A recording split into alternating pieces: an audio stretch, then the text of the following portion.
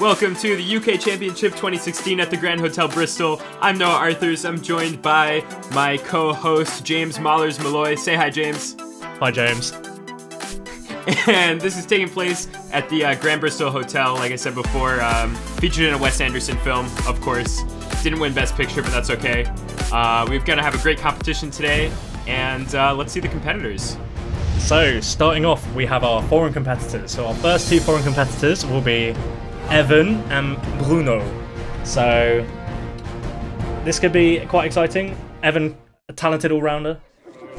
Our first competitor is currently living in the UK, but comes from the USA, and it's Evan Liu. Yeah, so as I said, very talented all-rounder, former world record holder in clock. Wouldn't be surprised if he took it back again sometime soon. But yeah, very fast, very interesting turning style. Look forward to that. And our second foreign finalist from Belgium is Bruno Vervoort. Yep, so Bruno's very talented Belgian cuber, has had a lot of national records, also known as the pride of Belgium to some of his friends. Wow. I would love to be the pride of anything, really. I mean, that's just big praise. Yeah, and you can see he's very, very excited about representing his country in the UK here. Yeah, it seems like there's mutual pride there between Bruno and Belgium. It's going to be interesting to watch Evan's turning style because he is, he has been cubing longer, and turning styles really change over time. So, there might be some relics from older epochs of cubing in his turning style. You can see it's very fingery. He's using his wrists a lot. Pretty good F2L. Ooh, getting a little stuck on the laugh layer. A little too many AUFs. And not very happy with that time, but there's a lot of nerves right at the beginning of the finals. Yeah, unfortunately quite a few lockups there, but hopefully you can resolve those for the future solves. Yep. Here comes Bruno with his first solve. Very smooth turning style. Not a lot of lockups. A few pauses in there. Easy edge case OLL, and good looking PLL for a 9.17. Interesting A-perm execution, quite an old school style. Yeah, you see Bruno's body language is very confident. You can see that he's really dialed in. He doesn't seem uncomfortable in the finals. Evan doesn't look too pleased with inspection here.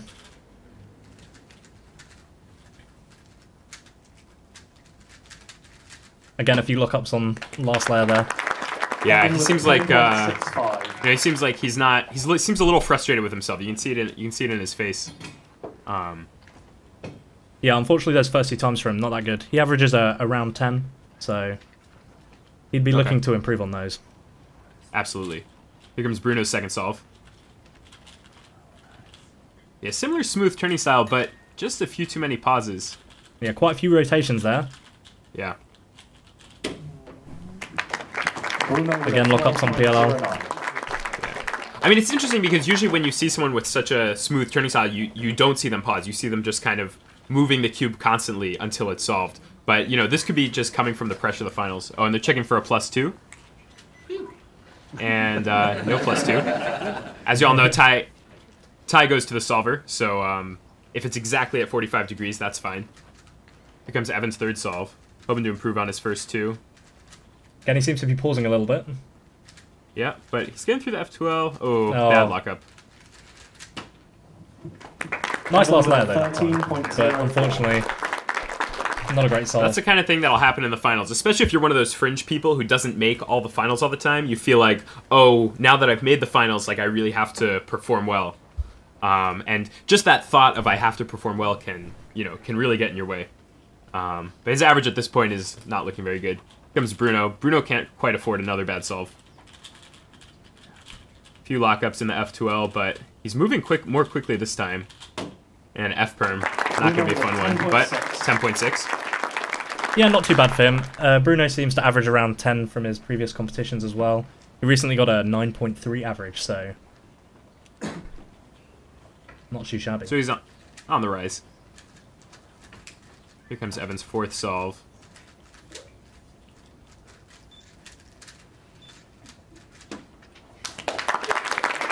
Again, quite a few lockups there, unfortunately. Yeah, it's really, it's really interesting watching Evan's wrist movements, especially compared to Bruno's. You see, Bruno's arms are kind of like further apart, and he's really letting his fingers do a lot more of the work. And the wrists are only moving like when they absolutely have to. Yeah, it's a good observation there, actually. Yeah, I think that's more indicative of the modern turning styles, because wrist movements are always going to be less efficient than finger movements. And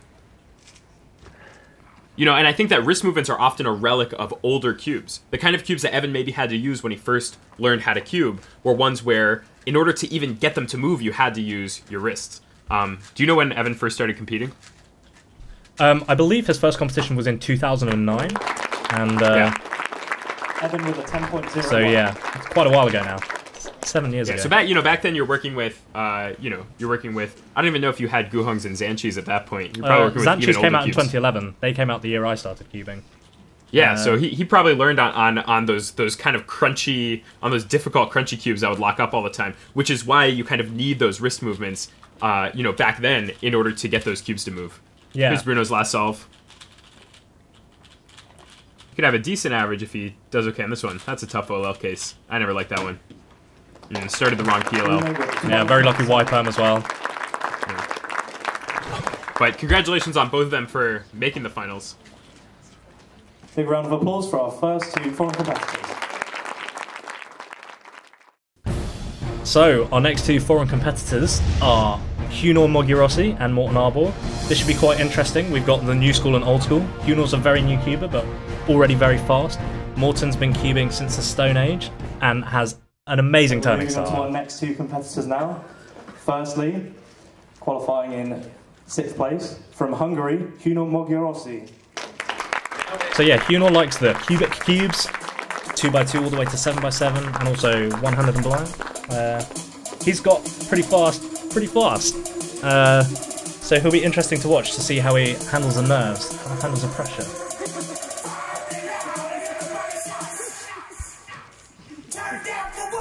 He's got some young people music as his walk-up music. That's always fun. And our next competitor, qualifying in 5th place, the current national record holder for single and average for Norway, Morten Arborg. Morten has also formerly had the European record for one-handed back in 2013 or 2012, so quite a while ago. But he's got national records in tons of events. Very good cuber. Definitely been around the block. How long did you say Hunor's been cubing? He's been cubing since the end of 2015, so he's only been cubing for about a year. Wow, and he's already making the finals. That's pretty impressive. Yep, he actually got his PB average in the previous round of 9.56, so let's see if he improves on that. Yeah, very nice looking F2L so far. A little bit of a hesitation on the last layer. And a good PLL, but a few too many pauses before then. Those final nerves will get to you. And I think it's going to be interesting over the course of this round to see how the faster and faster solvers deal with nerves better than the slower solvers. Yeah, I've noticed in the past that Morten is actually very, very good at handling finals nerves. He seems to get a lot of his best times, a lot of his national records in finals that are 2 at a time with a big crowd. Ooh. And that's the thing, you can get a bad solve like that, but the question is, do you let it bother you? Do you let that affect your later solves? And that's a really crucial skill, and one that I don't think people talk about a lot, in relation to competitions. Talk more about that after Hunor's second solve. Inspecting very intently. It's interesting, when you inspect that much, the question is he having trouble finding something, or is he just planning deep into the solve? Pretty smooth looking F2L here, not too many pauses, very nice OLL. And very good nice last PLL layer, as well. gets him a 9.52. I think it's actually pretty common for people to inspect, especially the top cubers, to inspect just as long as they can. It's always better to look further into your solve if possible. That's true. But when you see someone inspect for, like, no time, then you know they found something really good. Or you know they found something really easy, at least. Ooh. This is a second solve where we've seen Morten kind of pause or lock up right before the last layer starting. He's not very happy with unfortunately, that. that wasn't a great time for him. I'd be expecting Morten to be getting 7s and 8s rather than 9s and 10s. Oh, okay. Here's Hunor's third solve. Bit of a hesitation on the start there. Yeah. Bit of a drop as well. And a bit of a pause on the cross to F2L transition, which is, you know, so crucial when you're using CFOP. Got a soon OLL, and yeah, he's not going to be happy with that one, but he's a young cuber, a lot of upside in front of him. How he does in this competition, you know, ultimately not going to be that big, not that big of a deal in the long run. Yeah, for sure. I expect him to get sub 9 pretty soon, if not sub 8 in the future. Maybe within the year. Here's Morton. Ooh, I was looking like a much better solve, but then he just kind of lost it on the last layer, and he knows it. Yeah, it's quite common to mess up Z perms at the end. For Seems sure. to be a PLL that people mess up quite frequently. But that's the thing, like, even knowing that here's a PLL I might mess up can cause you to mess it up. Yeah, absolutely. And that's the tough thing in competitions. You have to find some kind of zen, some kind of way to, you know, maintain your concentration. Not spend that mental energy worrying. One way to do it is to have your average already, you know, already be tanked. At that point, it's just about trying to get a good solve. But of course, it's never easy to compete with a lot of people in front of you. Yeah, unfortunately some more lockups for Huno there, so another time. You can see he's quite displeased with that. Morton's hoping to improve, maybe get a sub 9. He's off to a fast start here on this solve. Wow, not a lot of pauses, very smooth execution. Will he lock up on the PLL though? A little bit. And he does get a sub 9. He was on the last layer at 4.8, 4.9 there, so that was looking much better, but yeah, unfortunately, quite a few lockups on that last layer there. Yeah, but it's like that feeling can really set deep inside you where you mess up the last layer a few times, suddenly you become worried about the last layer. This is something you've done thousands of times at home, but you know, you get to competition and suddenly it feels like an entirely new thing that you're doing. Especially if you've done a really good F2L beforehand. And that's a nice solve for Huno to finish on. I'm sure he would have liked if all of his solves were that fast. Absolutely. But that's the thing, people don't talk about it enough, that competing is its own skill that, you know, you need to work on. And the only way to work on it is to go to competitions. That's kind of your catch-22. Oh, very nice looking U-perm. Yeah, unfortunately still not as fast as he'd like there, but you can see he's quite displeased with that average, but even though he's currently in the lead, he would have liked to have done much better than that, I think. For sure.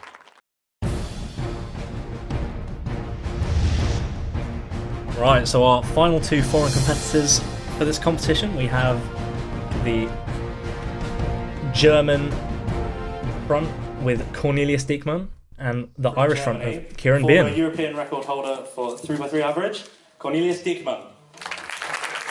So yeah, as I mentioned, Cornelius has former European records back in 2011 and 2012 for 3x3. Very fast cuber, love his turning style, great guy. Great guy. I mean, Great. he's just such a good dude. He's got a great voice. You hear him talk, you just immediately fall in love with him. Our next competitor, qualifying in first place from the second round, current Irish national record holder for almost every event, Kieran Behan. That's a good backstage shot. Yeah, unfortunately he doesn't have the national records for blind, fewest moves, or clock. But he's got the rest of them. So he's missing the 3 best events, is what you're saying. Absolutely. Here comes Cornelius' first solve, and, you know, we're dealing with 2 seasoned competitors this round, so, you know, following our trend of talking about how people deal with nerves, Cornelius, always locked in. You always get the sense that he's completely focused on the solve, and that there's nothing else in the room other than him and the cube, and that's really helpful to him. And 9.02, not a great solve for him. A few lockups. Yeah, he'd definitely be looking to get 7s, 8s. And Kieran's probably looking for the same thing, some 7s and 8s. Yeah, what I like about the solve is that he didn't start out right at the beginning of the solve turning way too fast. You'll notice, you know, he kind of starts off slow, trying to catch that first pair. And that's a good way of avoiding that cross to F2L transition pause. And Cornelius, like you mentioned, just a beautiful turning style, with those big long fingers. Oh, look at those moves! So many pairs going left and right, and a very nice Z perm. Didn't let the Z perm bother him. 754. That's the fastest solve we've seen so far. Yeah, bit of a slow Z perm, but I think he was going safe considering the whole solve was really good, no pauses. Absolutely. Here's Kieran. And Kieran, Kieran has kind of a rougher turning style than Cornelius, and you can hear it in his cube. You hear the crunchiness in the cube. But it works for him. It might be a little less pretty, but it seems to be effective. Yeah, Kieran's I'd say in the UK reasonably well known for not knowing that many algs, but just turning really fast, not really pausing. But yeah, definitely a rougher turning style than Cornelius here. Yeah. Oh. Did he lose the solve? Looks like we have a timer malfunction. Yeah, so we initially gave him an extra, but unfortunately, after we looked at both his replay and the camera, you can see his thumb clearly touches the reset button there. So unfortunately, we had to give him a DNF for that solve. Yeah, it's tough because you never quite know where to put your thumb, because your instinct isn't to put your thumb like under your fingers there. It's easy to just have it sticking out like that, in which case it can cause a DNF. Yeah, especially on these newer Gen 4 timers where the reset button has moved from like the middle to more towards the pads, so it's more likely to do that. And that would have been a very fast solve. Meanwhile, Kieran's doing his third, getting to PLL pretty quickly, and a very nice solve from Kieran. He seems pretty happy with that solve there. Yeah. And this is where, as a good competitor, you have to try to recover. Okay, you have a counting 9.02, but this is the solve that matters. And a very nice cross in first few pairs. Wow, he got to OLL, what, 3.9 there? And a nice PLL. And of course, that 7.22 would look a lot better if it were paired with whatever that DNF would have been. Yeah. So that's going to be a little frustrating. But the important thing there is he didn't let absolutely. his frustration carry into the next solve. Yeah, it seems like you can see he's not that happy with, even though he got a 7.2, he's not that happy with it because he could have done better, and he knows he's got a counting 9, but he's still trying his best. It's not like he's completely given up yet. Absolutely. And a really nice 7.9 from Kieran. You know, it was funny, during inspection there, like he seemed like he saw something, I don't know, he made a funny facial expression during inspection, so I didn't know if that was a good thing or a bad thing, but clearly it ended up being good. Here's Cornelius' last solve. Those top layer turns just like flicking back and forth. It's just mesmerizing to watch. And an 8.0. So a missed opportunity for Cornelius, but he was never going to be the UK champion anyway. Yeah, it's nice when foreigners visit, but we don't want them stealing our trophies. Absolutely. And Kieran's final solve. He could end up with a decent average. Ooh, a little lockup on the OLO and a tough PLO, but an 8.49. And that's actually just off his personal best average of 8.33, so I think he'd be pretty pleased with that. Absolutely. Especially in a final. And there you have our final foreign competitors.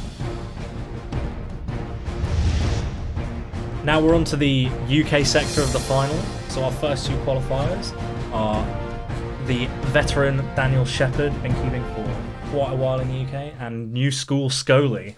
Okay, so our first competitor, qualifying in 8th place for the UK, current national record holder in fewest moves, Daniel Shepherd. Yep, so Daniel, very talented all-rounder, as everyone knows. Former clock European record holder and world champion, former big blind world record holders. Yeah, after my own heart. And, you know, blindfold is really tough. A lot of people quit, but he quit and became an all-rounder, which is awesome. Qualifying in 7th place for the UK, current Scuba national record average holder, George Sholey. So yeah, George broke the Scuba national record actually just a few hours before that at the competition. So that was his very first national record. He's only been cubing for a year. I expect great things out of him. I would not be surprised at all if he was sub-9 or even sub-8 by UK Championship next year. And he rickrolls the audience, a meme that probably comes from when he was about 3 years old. Here comes Daniel's first solve. Daniel is another one of these with one of those old-timey turning styles. He knows a lot of very cool algorithms. I don't know, I've talked to him in person, and he just has a lot of strange things that he does with the cube. Daniel with an 11.05. It's quite funny, actually. Whilst he knows a lot of these weird algorithms, his OLLs and PLLs are really old school, from like 2010, 2011, because he's never really enjoyed 3x3. He's never like felt like relearning them. So here's George's first solve. Definitely you can see a much more modern turning style. Very, very fingery. Not very happy with this one and showing it. And he still gets a sub 10. That's funny because that solve looked really slow while he was doing it, but the result, not terrible. Yeah, that's something I've noticed with George. Turns ridiculously fast, pauses all the time, but the solve is still fast. So if he could just look ahead a little better, get rid of those pauses, then suddenly he's really fast. Absolutely. It's Daniel's second solve. Yeah, and you mentioned that, you know, Daniel's not too into 3x3, and I think that's normal for blindfolded solvers. You know, blindfolded is such a sophisticated event that has so many moving parts. You know, you switch over and start practicing 3x3, and suddenly you're like, wait, what? That's it? Just 4 steps? I mean, you know, it's boring. And so I definitely feel his pain there. Here's George's second solve. Starting out a little slower, but then he's pausing. You know, if you start out turning slowly like that, you want to be, you know, looking ahead. But your look ahead can just disappear in a competitive environment like this. What a ridiculous U-prom, though. That's tough, and that's something that I noticed. You know, even in blindfolded we don't have look ahead, but we have think ahead. And I would notice that the thing that would go when I would start to be anxious in a competition was the think ahead, because that would be the part of my brain that was worried about the competition. You know, would be right. The part of my brain that's normally thinking ahead is worried about the competition, and therefore I'm kind of missing out on that like extra layer of thought. There's Daniel's third solve. Daniel's actually doing pretty well now. He averages about 11, so I think he'd be okay with these times. But he's notorious for absolutely hating 2-at-a-time finals and horribly failing and getting 15s and 16 averages, so he's doing quite well. Is George's third solve. As you've noticed, George is a green cross solver. Good choice. Well, to me, the only good choice is color neutral, but he does have the shirt to match the cross color. You know, and again, we're seeing two people in pretty much opposite situations. Daniel's not expecting to win, so it's a lot easier for him to get good solves for himself. He's listening to the stopwatch. You know, it's a lot easier for someone who's been there a lot of times, where the result of the competition, you know, doesn't matter, is a smaller percentage of his total results, to, you know, joke around, be comfortable, get good solves, and perform. And that's kind of the paradox, is the less you care, the better you're going to do. Yeah, definitely. And here's his fourth solve. You tend to notice that if you compete a lot, that you'll practice for an event, you quite a lot going into a competition, and then you might do well, like you might get a PB, but it won't be that good, and then you stop practicing it, and then at the competition after that, you then do really well because you care about it far less. Yeah, there were some frustrated turns from Daniel on that solve. He did not look very happy. I mean, 11.1 isn't too bad for him. Obviously, I think he'd be looking at getting like maybe 9s and 10s, but not too bad, quite consistent. Here's George's fourth solve, looking a little better than his other ones. I don't know, there were a lot of turns there right at the end. I wonder if he did a pair wrong. George with an 11.76. Yeah, it seemed like he maybe did the last pair wrong, or it seemed like he was orienting some edges, maybe. Maybe he did it not as well as he wanted to, or maybe he messed up something. Yeah. But obviously, he has a bright future ahead of him, and this is just a matter of learning how to compete, which everyone has to go through at the beginning of their cubing careers. Here's Daniel. This solve looking pretty good from him. A little bit of a pause. Did you see him like look all around the cube to figure out his PLL? That's not what you want. No, as you can tell, he doesn't really practice 3x3.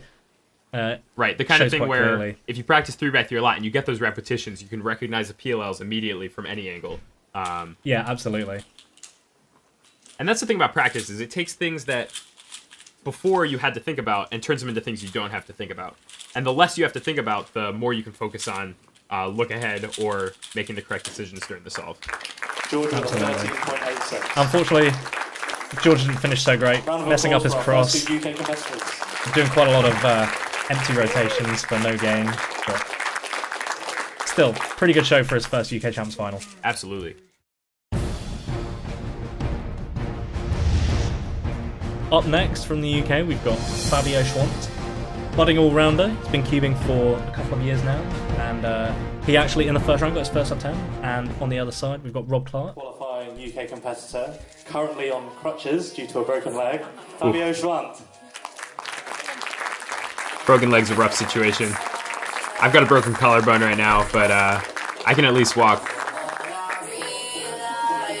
I guess the nice thing about a broken leg is you can still cube. Yeah, being on crutches is not ideal. I know that feeling very well. But yeah, Aussie Rules Football does that to you, man. Is that how he got hurt? Indeed. Dangerous. And our 5th place qualifier, Robert Clark. You seem pretty excited when you announced him there. Yeah, so Rob, he does a few events, but he mostly focuses on 3x3. He averages mid-10 to high-10, I believe. And so and Fabio averages, around low 10, mid-10. So they'd be both looking for sub-10 averages here. That would be the ideal scenario for them. But they've both only been cubing since 2014, so this could be interesting. So we've got something of an all-rounder on the left. We got someone who focuses on 3x3 on the right. I think you know who I'm going to be rooting for. It's the all-rounder. Fabio's starting his first solve. Ooh, not a good look at the beginning. Just searching for that first pair. Pretty good recovery, but he lost about 2 seconds there to the cross to F2L transition. I mean, that's the problem with that adrenaline. You have all that adrenaline for the cross, and then it's just like, oh no, what do I do now? Yeah, absolutely. Although he did recover very nicely. Finished quite well. Absolutely. A very kind of understated turning style from Robert. Seems like he was looking for pieces there, and he couldn't find anything at all. Yeah, similar theme from both of these competitors. And the 16, he's going to be hoping that doesn't count. I mean, that's the other thing about having a bad solve at the beginning of the round is you then can't have like a timer malfunction or a +2 or anything like that. You just have to, you really feel like, oh, I have to have every solve, not have any mistakes in it. Fabio off to a much better solve, to say the least. Much better start, to say the least. And weirdly slow turning at the end of the solve. Normally you see the opposite. Normally you see slow turning at the beginning, and then you really speed up when you're doing your OLO and PLO. But yeah. Unfortunately, he had to recover for that +2 there, so he lost a bit of time. But still a 10.5, not too bad. Yeah. Not a life ruiner. Robert looking a little better as well, but still a good number of pauses. You'll notice, yeah, much better TPS from them there at the end. Yeah, and it seems like Fabio has more of that slow, methodical turning style, whereas Robert is kind of the go, go, go, pause, go, go, go, pause kind of type.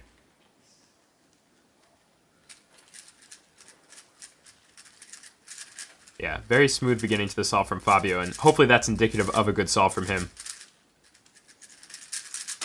Yeah, it's interesting. I mean, he seems to have trouble with the last layer, and maybe that's a result of him having a lot of other events that he practices. That maybe his last layer algorithms aren't as at the tip of his fingers as he might want them to be for 3x3.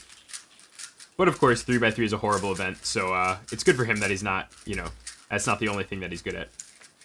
Yeah. It's always good to have some variety in your computing. But a very good solve from Rob there.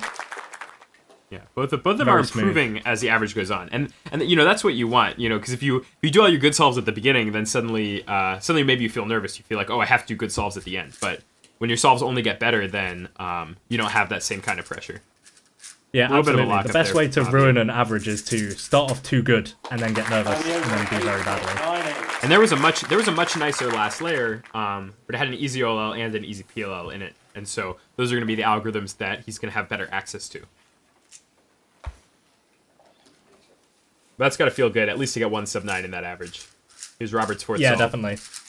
This one's also looking better, not as many pauses. And a little bit of a hesitation between OL and PLL there, but 935, his best solve so far. Yep, nice descending average so far from Rob Clark. Let's see if he finishes it off with a sub 9.35. Both averages are descending. Oh, except for Fabio's third solve is very slightly slower than his second. Is Fabio's final solve. It's going to be tough to beat his fourth one. Yeah, unfortunately a bit of hesitation there. And has to fix from the +2. That's going to be his worst one. A 1076 average, nothing to sneeze at. Nope, pretty decent. And that was his first 2 at a time final, first UK Champs final, so I don't think he'll be too displeased with that. Yeah, and either way, it's a learning experience. Robert's last solve. Yeah, Robert spends a lot of time looking around the cube, kind of like we saw Daniel do on that one last layer. And that's something he's going to want to eliminate if he's going to improve. Because that's a lot of time wasted to turn that cube around. Yeah. He unfortunately did 2 PLLs at the end there. Choosing the wrong one, but... Oh, I didn't even notice. He had me fooled. That's what happens when you get nervous. Up next, we have 2 very old school cubers from the UK. We've got Rowan Kinneavy and Brendan Valent. Rowan's been searching for a sub-10 average for like 7 years. Qualifying in 4th place, former 2x2 single national record holder and 3x3 single national record holder, Rowan Kinneavy. Rowan is a very old school cuber. Both of them are, to be honest.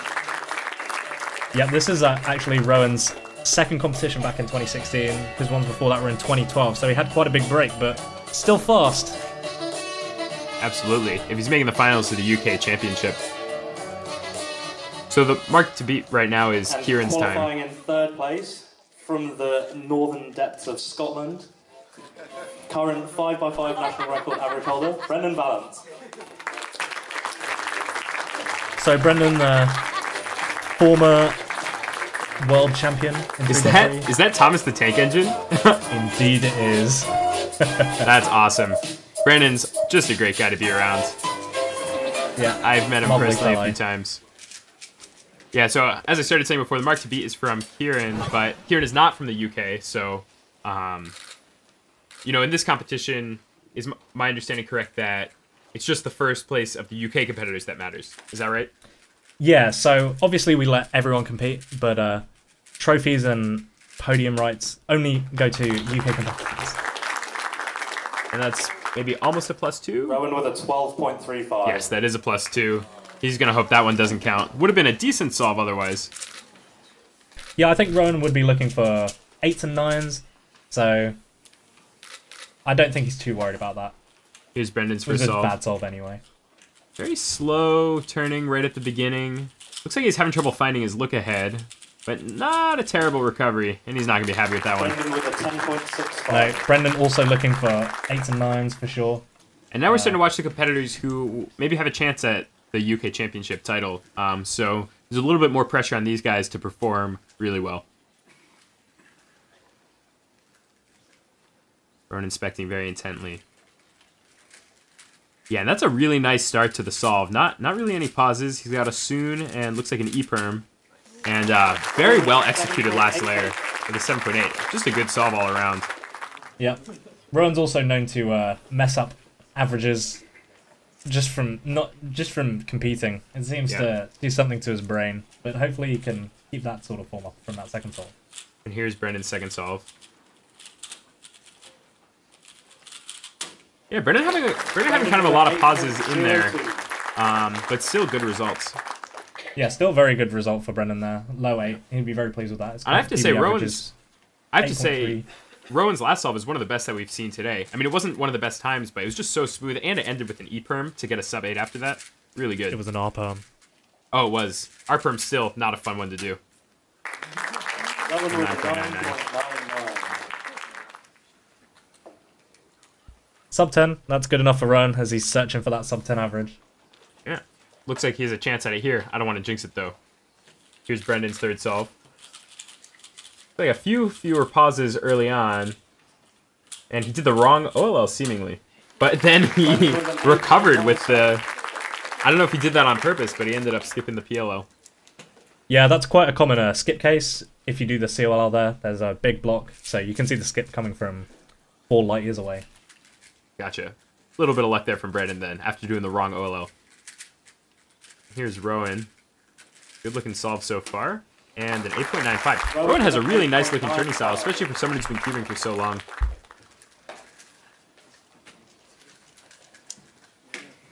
Very good time for him, and counting 8, he'll be very happy with that. Absolutely. Looks like he just needs one more, even a decent solve, to get that sub 10 average he's been looking for. Here's Brendan's 4th solve. Seems like he's messed up the crosshair, unfortunately. Not ideal. Oh, and another skip case. Yeah, another very easy last layer there. But even that can't resurrect his time this time. And that's going to be a counting 10.65, which is not what Brendan's looking for, especially if he wants to win the competition. This is Rowan's final solve. He just needs to not do terribly to get that sub 10. Up to the last layer. He's got a nice fat soon and a G-perm and 10.05. And he's got it. And that's not just the sub 10 average, but 9.66, so it's pretty well sub 10. And Brendan's last solve.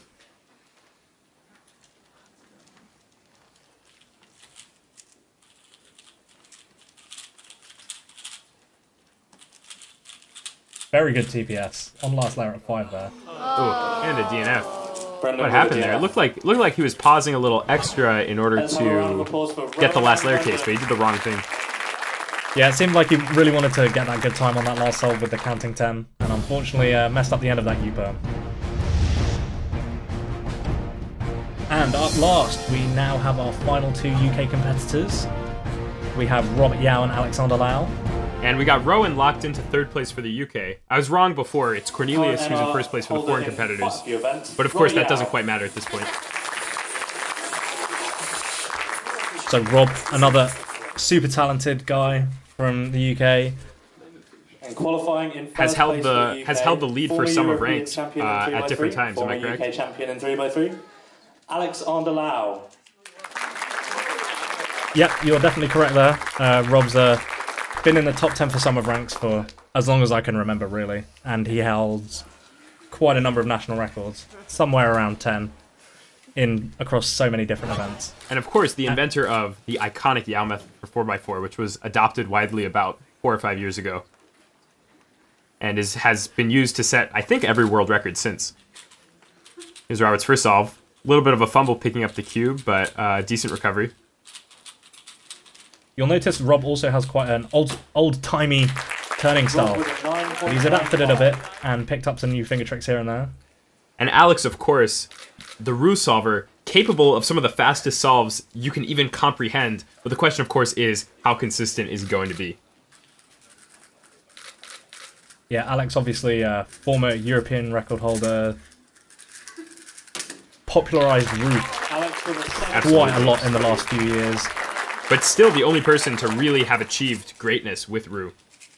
I remember I was at a competition in Cambridge in the UK, and he got his first, I think, sub 6 solve, and I was secretly filming it from behind because he really doesn't like being recorded. Yeah, he hates the pressure. He hates people watching him solve. So. Cool. And Rob's searching for that last layer case, and he eventually finds it, but probably not worth it for such a big pause. Yeah, he knew it was a 2GLL case. He just had to work out which it was. Once he did that first soon, he could clearly see. Absolutely. Here's Alex, and there's so much you have to plan out in the first solve of Roux. You know, you want your first block and as much of your second block as possible. And Alex just lightning fast. To me, the amazing thing is just how quickly those blocks come together for him. He can just pick those blocks out of thin air, and I've seen him do it in person, and it never ceases to amaze me just how quickly his blocks come together. Of course, the end of the Roux solve with the M's and the U's is very impressive, but to get there, you need the blocks to be solved. And here's Robert's his third blocks solve. are... Few lockups from Rob. Not great for him. He'd be looking to get some 8s for sure in there. But 3 9s isn't so bad. And if Alex can keep this up, he's just going to run away with the competition. Yeah, you'll actually notice on this solve that he turns very smooth, doesn't pause for his first 2 blocks. It's very, very efficient, very good at planning it out. And then once he's done his CMLL, the TPS comes in and he just finishes very quickly. Yeah, and that's just... I mean, that's really the barrier to Roux, is getting those blocks together, because it's so... Like, the cross is fixed at the bottom of the cube, whereas the blocks, they're kind of floating. You have to pull the pieces almost out of thin air in order to get them together. And Alex's block building skills are just incredible. I know I'm talking about it a lot, but it really amazes me. Here's Robert, not looking happy with this solve. 9.67. So a very consistent average, but consistently a little slower than he'd like. Yeah, he seems to be struggling a bit with inspection. He doesn't seem to be liking what he's finding, which is quite surprising considering he's color neutral. And he's one of the most color neutral people ever. He's color neutral on Megaminx. Good luck with that. Here's Alex, kind of starting out with some slow turns, but his blocks coming together still. And a few lockups on last 6 edges, but still a 7.8. Even for him, you know, he does not his best solve, and he still gets a 7.8. And part of that is just because of how few moves his solves take. It just takes him... Yeah, I think he averages low 40 STM, which is really crazy. Yeah. I mean, that's like... I mean, it's almost like doing a linear FMC every solve, but at, you know, 10 turns per second, or 8 turns per second. Harvest last solve, looking a little bit better, but... And it is going to be his best one. A pure sub 10 average from Rob there, but yeah, not very happy with that. And that puts him in second place, and Alex, of course, is guaranteed first place already, but let's see just how fast this average goes. Yeah, once again from Alex, ridiculous. Sub 8. Doesn't seem to be feeling any pressure. Not very surprising to see him at the top of this competition. And he knows the solve doesn't matter. There, though. Alex with a 10.83. And even without the +2, that's his worst solve. 7.85 average. Very, very fast. Extremely effortless for someone like Alex. Great final from all our competitors. Really impressive solves. Good sportsmanship at the end there with the shake of the hand between numbers 1 and 2. And here you can see the final results from all the competitors. We're going to have Alex, Robert, and Rowan as our podium. Alex with the lightning fast solves, Robert with the consistency, and Rowan with the great story of having his first sub 10 average after 7 years of trying. Yeah, very impressive final from all our competitors. Really great solves. And we can say as much as we like, but they all did a really good job. Yeah, absolutely. It's very hard to compete in a situation like that with so many people watching you. Yeah, and a special thanks to all our staff who helped on the finals there. So we had Zach Walters scrambling, we had Adam Greenwood and Ronald Mansfeld judging, we had Billy ushering. And also, thank you so much, Billy Jeffs, for putting this video together and editing it. Excellent job with that. Thank you everyone for watching, and it's goodbye from me. And goodbye from me.